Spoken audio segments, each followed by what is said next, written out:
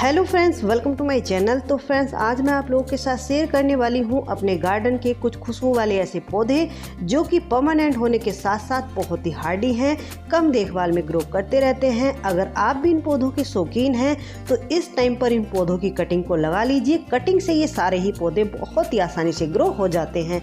तो चलिए फ्रेंड्स, देखते हैं कि वो कौन कौन से पौधे हैं जिनके फूलों में से बहुत ही अच्छी खुशबू आती है। पहला जो पौधा है ये है मैरीगोल्ड यानी कि गेंदा। गेंदे की जितनी वैरायटी होती हैं, चाहे हाइब्रिड हो या नॉर्मल वैरायटी हो, इन सभी के फूलों में से बहुत ही अच्छी खुशबू आती है। इवन कि इनके पत्तों में से भी बहुत अच्छी खुशबू आती है। इनकी फ्लावरिंग का टाइम अब आया है। विंटर में ये भी बहुत अच्छे से फ्लावरिंग करते हैं, तो इनकी कटिंग को भी आप इस टाइम ग्रो कर सकते हैं। नेक्स्ट नंबर पे जो हमारा पौधा है ये है कुंद यानी कि कुंदा। ये जैस्मीन की एक वैरायटी है और जैस्मीन में जितनी वैरायटी होती हैं उन सभी के फूलों में से बहुत ही अच्छी खुशबू आती है।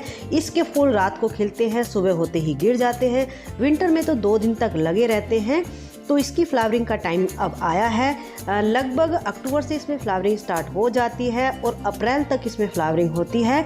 तो इसको आप कटिंग से भी ग्रो कर सकते हैं या फिर नर्सरी से लाना चाहते हैं तो इस टाइम पर इनके पौधे नर्सरी पर मिल रहे हैं। नेक्स्ट जो पौधा है ये भी जैस्मीन की एक वैरायटी है। जैस्मीन की मेरे पास भी बहुत सारी वैरायटी है, लेकिन जितनी भी वैरायटी आज तक मैंने इसकी देखी है उन सब में सबसे ज़्यादा इसके फूलों में से खुशबू आती है।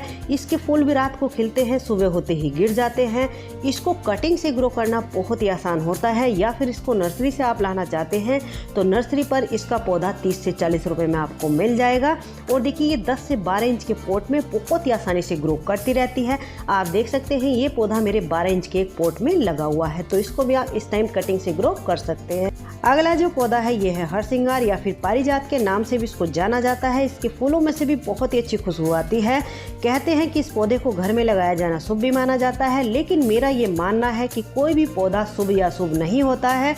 आपके घर में अगर कोई पौधा आकर के लग गया तो मेरा तो ये कहना है कि आपका घर ही शुभ हो जाता है। तो इसको शुभ इसलिए कहते हैं क्योंकि इसके फूलों में से खुशबू आती है, तो इसको मंदिरों वगैरह में ज़्यादातर लगाया जाता है। दूसरी बात, इस पौधे की मेडिसिनल वैल्यू भी है, बहुत सारे रोगों में ये काम आता है, तो इसलिए इसको कहते हैं कि घर में लगाया जाना शुभ माना जाता है। तो इसको आप इस टाइम कटिंग से ग्रो कर सकते हैं। अगला पौधा है ये नाइट क्वीन यानी कि रात की रानी। ज़्यादातर इसको रात की रानी के नाम से ही जाना जाता है। इस पौधे की एक खास बात ये है, आप लोग कहीं पर नोटिस कीजिए, कहीं पार्क में, रोड साइड या किसी के घर में अगर ये इस टाइम पर पौधा लगा हुआ होगा तो इस टाइम पर इसमें बहुत ही हैवी ब्लूमिंग चल रही है। दूसरी बात, रात को इसके फूल खिलते हैं तो इसके फूलों की जो खुशबू है बहुत दूर तक जाती है। यानी कि खुशबू वाले तो और भी फूल होते हैं, लेकिन इसके फूलों की खुशबू बहुत बहुत दूर तक जाती है। अगर एक पौधा भी आपके गार्डन में लगा हुआ होगा तो आपके पूरे गार्डन को महका देगा। तो इसको भी इस टाइम आप कटिंग से ग्रो कर सकते हैं। नेक्स्ट पौधा है ये स्टार जैस्मीन, मोगरा या फिर बेला के नाम से भी इसको जाना जाता है। इसके फूलों में से भी बहुत अच्छी खुशबू आती है। हालांकि ये समर लविंग प्लांट है, समर में ये बहुत अच्छे से ग्रो करता है। लगभग मार्च के एंड से इसमें फ्लावरिंग स्टार्ट हो जाती है और इसको सनलाइट अगर अच्छे से मिलती रहे तो नवंबर तक ये फ्लावरिंग करता रहता है। लेकिन इसको आप कटिंग से इस टाइम ग्रो कर सकते हैं क्योंकि ये परमानेंट ही पौधा है। तो इस टाइम पर आप इसकी कटिंग को अगर लगा लेंगे तो मार्च तक इसकी कटिंग बहुत ही अच्छे से पूरा पौधा ही बन जाएगा। नेक्स्ट है ये चांदनी। चांदनी में कुछ और वैरायटी भी होती हैं, तो सभी के फूलों में से तो खुशबू नहीं आती है, लेकिन कुछ एक इसकी वैरायटी होती हैं जिनके फूलों में से बहुत ही धीमी धीमी सी खुशबू आती है। अगर उनको आप पास से सूंघ करके देखोगे तब आपको पता चलेगा, यानी कि बहुत ही धीमी खुशबू रहती है, बहुत ज़्यादा तेज नहीं रहती है। तो इसको भी आप इस टाइम कटिंग से ग्रो कर सकते हैं क्योंकि ये भी परमानेंट ही पौधे होते हैं। नेक्स्ट देखिए मधुकामनी। मधुकामनी में भी बहुत सारी वैरायटी आती हैं, ड्रॉप वैरायटी, लॉन्ग वैरायटी, और इनकी सभी वैरायटी में इस फूलों में से खुशबू आती है। इसके फूल भी रात को खिलते हैं, सुबह होते ही गिर जाते हैं। ये पौधा भी कटिंग से आसानी से ग्रो हो जाता है, तो इसको भी आप इस टाइम कटिंग से ग्रो कर सकते हैं। ये भी परमानेंट ही पौधा है।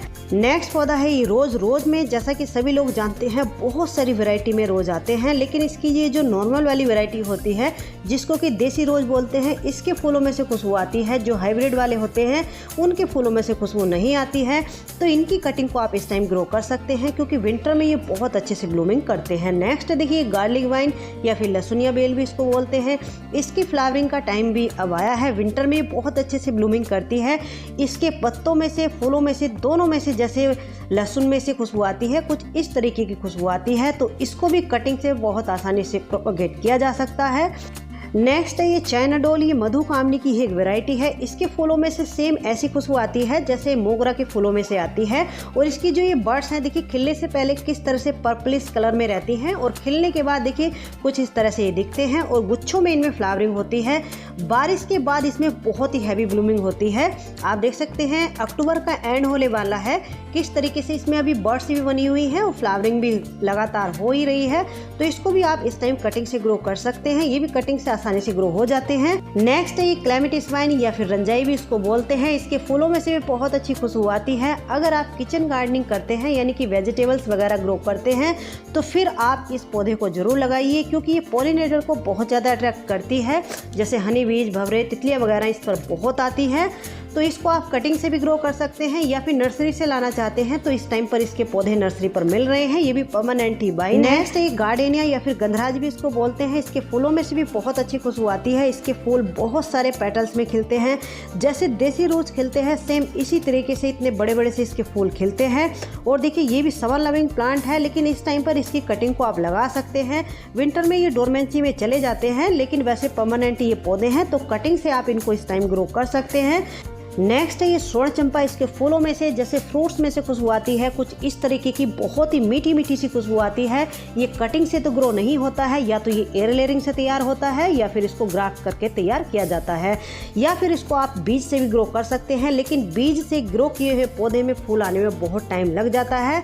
तो या तो आप इसको एयर लेयरिंग से तैयार कीजिए, या फिर अगर आप इसको नर्सरी से लाना चाहते हैं तो नर्सरी पर इसके ग्राफ्टेड पौधे आपको 80 से 100 रुपये में मिल जाएंगे। नेक्स्ट पौधा है ये फर्स्ट लव का। ये कई सारे कलर रंगों में आते हैं, इसलिए इनको रेड पेंडा, गोल्डन पेंडा, येलो पेंडा इस नाम से भी जाना जाता है।